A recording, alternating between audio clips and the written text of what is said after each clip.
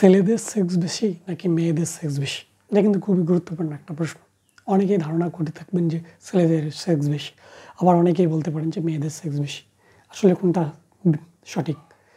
এটি কি আপনি জানতে চান?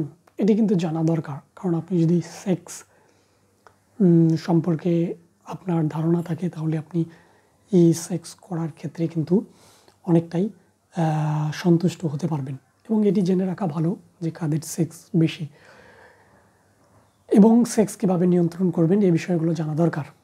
কাদের সেক্স বেশি, কারা সেক্স নিয়ন্ত্রণ করতে পারে, এই বিষয়গুলো যদি আপনার জানা থাকে, তাহলে সেক্স নিয়ে আপনার কোনো টেনশন থাকবে না।